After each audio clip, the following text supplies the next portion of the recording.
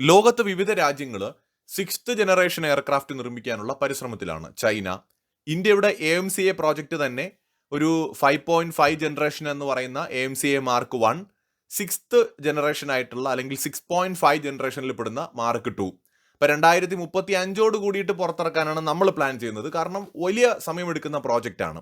ചൈനയും sixth generation aircraft നിർമ്മിക്കാൻ ശ്രമിക്കുന്നുണ്ട്. 2035 കൂടിയൊക്കെ തന്നെ 35-40 കൂടിയൊക്കെ തന്നെയാവും അത് പൂർത്തിയാവുക. അമേരിക്ക അവരുടെ സിക്സ്ത് ജനറേഷൻ എയർക്രാഫ്റ്റിനെ കുറിച്ച് ഇപ്പോൾ കൂടുതൽ ഡീറ്റെയിൽ ആയിട്ട് സംസാരിച്ചിരിക്കുകയാണ്. F-47 എന്ന് പറയുന്ന 6ാം തലമുറ യുദ്ധവിമാനത്തെ കുറിച്ചാണ് US സംസാരിച്ചിരിക്കുന്നത്. ഫിഫ്ത്ത് ജനറേഷൻ എയർക്രാഫ്റ്റ് ആയിട്ടുള്ള F-22 റാപ്റ്റർ ഫ്യൂച്ചറിൽ അതിന്റെ കാലാവധി അവസാനിക്കുമ്പോൾ അതിനെ റീപ്ലേസ് ചെയ്തുകൊണ്ട് F-47 നിർമ്മിക്കാനായിട്ടാണ് ഇപ്പോൾ US പ്ലാൻ ചെയ്യുന്നത്. എന്തായിരിക്കാം 6ാം തലമുറ യുദ്ധവിമാനത്തിന്റെ പ്രത്യേകത? വളരെ അഡ്വാൻസ്ഡ് ആയിട്ടുള്ള ഒരു എയർക്രാഫ്റ്റ് തന്നെയായിരിക്കും ഇത്. ഇതിന്റെ stealth technology next gen stealth technology ആയിരിക്കും. അതായത് അഡ്വാൻസ്ഡ് ആയിട്ടുള്ള മെറ്റീരിയൽസ് ആയിരിക്കും, കോട്ടിങ്സ് ഉൾപ്പെടെയുള്ള കാര്യങ്ങൾക്ക് ഇതിന് ഉപയോഗിക്കുന്നത്. മൾട്ടി സ്പെക്ട്രൽ സ്റ്റെൽത്ത് കാറ്റഗറിയിൽ പെടുത്തുന്ന ഒരു എയർക്രാഫ്റ്റ് ആയിരിക്കും ഇത്.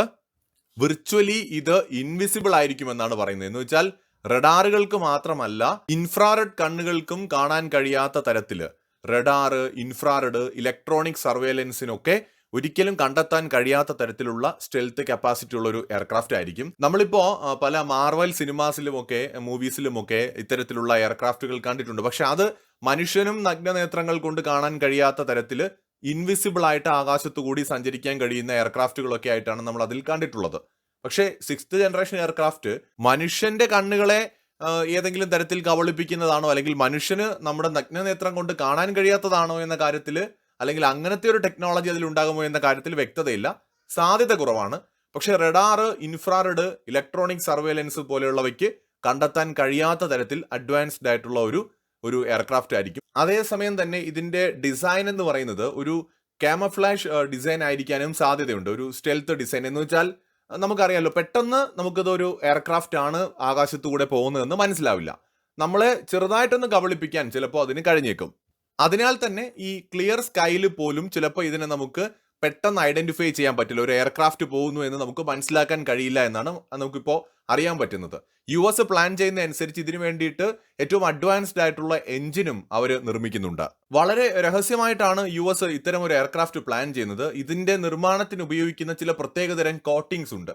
ഇത് ഈ ഒരു എയർക്രാഫ്റ്റിന്റെ സ്റ്റെൽത്ത് ക്യാപ്പബിലിറ്റി, അല്ലെങ്കിൽ ഇത് മറ്റുള്ളവർക്ക് കണ്ടെത്തുന്നതിന് വളരെ പ്രയാസകരമായിട്ടുള്ള രീതിയിലായിരിക്കും ഇതിനെ നിർമ്മിക്കുക. ഇൻഫ്രാറെഡ് സപ്രഷൻ അല്ലെങ്കിൽ ഹീറ്റ് സിഗ്നേച്ചർ കൺട്രോൾ ഉൾപ്പെടെയുള്ള ടെക്നോളജീസ് ഇതിനകത്ത് ഇംപ്ലിമെന്റ് ചെയ്തിരിക്കും. ഇലക്ട്രോണിക് വാർഫെയർ ക്യാപ്പബിലിറ്റീസ് ഇതിൽ ഉണ്ടായിരിക്കും. ഏറ്റവും ഇൻട്രസ്റ്റിംഗ് ആയിട്ടുള്ള കാര്യം, ഇതൊരു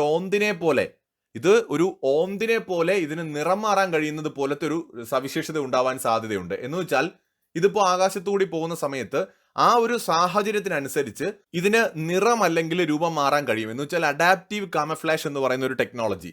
ഇപ്പൊ ഇത് ആകാശത്തൂടെ പോവാണ്, ബ്ലൂ സ്കൈയിലൂടെ പോകുന്ന സമയത്ത് ഇത് ഒരു ബ്ലൂ സ്കൈ ആയിട്ട് അതിന് ബ്ലൂ സ്കൈന്റെ ആ ഒരു നിറത്തിനോട് ചേരുന്ന തരത്തിൽ ഇതിന് നിറം പരിവർത്തനപ്പെടുത്താൻ കഴിയും. എന്നാൽ ഒരു ഡാർക്ക് സ്കൈയിലൂടെ പോകുമ്പോൾ, അല്ലെങ്കിൽ വേറൊരു പ്രതലത്തിലൂടെ പോകുമ്പോൾ അതനുസരിച്ച് ഇതിന്റെ നിറത്തിൽ വേരിയേഷൻ വരും. അപ്പോൾ നമുക്ക് പെട്ടെന്ന് ഇതിനെ ഐഡന്റിഫൈ ചെയ്യാനായിട്ട് പറ്റില്ല. അതായത് ഇതിന്റെ കളറ് അല്ലെങ്കിൽ പാറ്റേൺസ് ഒക്കെ തന്നെ ഇത് എവിടെയാണോ നിൽക്കുന്നത് ആ പരിസരത്തിനനുസരിച്ച് ഓന്തുകളെ പോലെ ഇതിന് നിറം മാറ്റാൻ സാധിക്കുന്ന തരത്തിലുള്ള ഒരു ടെക്നോളജി കൂടി ഇതിൽ ഉണ്ടാകുമെന്നാണ് പ്രതീക്ഷിക്കപ്പെടുന്നത്. മാത്രമല്ല ഇത് വളരെ എക്സ്ട്രീംലി ഹൈ ഓൾട്ടിറ്റ്യൂഡിലായിരിക്കും ഇത് ഫ്ലൈ ചെയ്യുന്നത്, അതും ഹൈപ്പർ സോണിക് സ്പീഡിൽ. അതുകൊണ്ട് തന്നെ F-47 എന്ന് പറയുന്നത് വിഷ്വലി ഡിറ്റക്ട് ചെയ്യുക എന്ന് പറയുന്നത് ഏറെക്കുറെ അസാധ്യമാണ്. ഇതിന്റെ മറ്റ് സവിശേഷതകൾ നോക്കിക്കഴിഞ്ഞാൽ AI ആൻഡ് ഓട്ടോണമസ് ക്യാപ്പബിലിറ്റീസ് വളരെ പ്രധാനമാണ്. എന്ന് വെച്ചാൽ F-47 എന്ന് പറയുന്ന ഈ എയർക്രാഫ്റ്റിന് സ്വയം തീരുമാനങ്ങൾ എടുക്കാനുള്ള ശേഷി പോലും ഉണ്ടാകും. ആർട്ടിഫിഷ്യൽ ഇന്റലിജൻസ് സഹായത്തോടു കൂടിയിട്ട് ഇതിന് ഒരുപാട് ഡ്രോണുകളെ കൺട്രോൾ ചെയ്യാനും നിയന്ത്രിക്കാനും ഇതിനോടൊപ്പം തന്നെ സാധിക്കും. ഹൈപ്പർസോണിക് സ്പീഡ് ഉണ്ടാകും, അഡ്വാൻസ്ഡ് ആയിട്ടുള്ള സെൻസർ ഫ്യൂഷൻസ് ഉണ്ടാവും.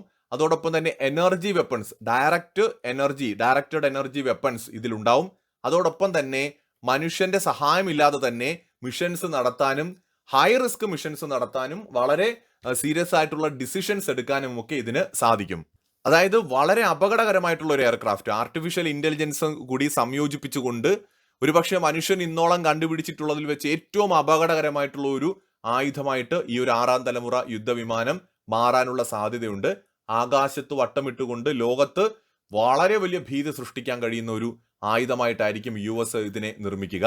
അമേരിക്കൻ പ്രസിഡന്റ് ഡൊണാൾഡ് ട്രംപ് ഇപ്പോൾ റീസെന്റ് ആയിട്ട് ഇതിനെക്കുറിച്ച് മെൻഷൻ ചെയ്തിട്ടുണ്ട്. 2020 തന്നെ 6ാം തലമുറ യുദ്ധവിമാനമായിട്ടുള്ള F-47 നിർമ്മിക്കാനുള്ള നീക്കങ്ങളുമായിട്ട് US മുന്നോട്ട് പോയി തുടങ്ങിയിരുന്നു. ഇപ്പോൾ അത് എത്രയും പെട്ടെന്ന് തന്നെ അതിന്റെ പ്രവർത്തനങ്ങൾ മുന്നോട്ട് നീക്കാനാണ് അമേരിക്കൻ പ്രസിഡന്റ് ട്രംപിന്റെ നേതൃത്വത്തിൽ തീരുമാനമെടുത്തിരിക്കുന്നത്. എന്ന് വെച്ചാൽ ഇതൊരു എയർക്രാഫ്റ്റ് ആണെങ്കിലും ഒരു പക്ഷേ 100 കണക്കിന് എയർക്രാഫ്റ്റുകളെ കൺട്രോൾ ചെയ്യാൻ പറ്റുന്ന ഒരു മദർ ഷിപ്പ് കൂടിയായിട്ട് ഇത് ആകാശത്ത് പ്രവർത്തിക്കാൻ സാധ്യതയുണ്ട്.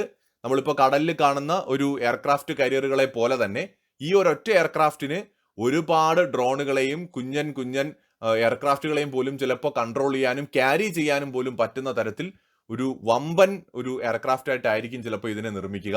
മാത്രമല്ല വളരെ ഫ്യൂച്ചറിസ്റ്റിക് ആയിട്ടാണ് US പ്ലാൻ ചെയ്യുന്നത്. അപ്പോൾ അതുകൊണ്ട് തന്നെ സ്പേസുമായിട്ട് കണക്ട് ചെയ്തുകൊണ്ട് പോലും പല പദ്ധതികളും ഇതിന്റെ പുറകിലുണ്ടാകും. കംപ്ലീറ്റ് ഡാറ്റാസ് ഒന്നും ഇപ്പോഴും അവൈലബിൾ അല്ല, പക്ഷേ വേറെ ലെവൽ ഐറ്റം ആണെന്ന് മാത്രം ഇപ്പം മനസ്സിലാക്കാൻ കഴിയുന്നു. മറ്റൊരു വീഡിയോ ആയിട്ട് വീണ്ടും വരാം.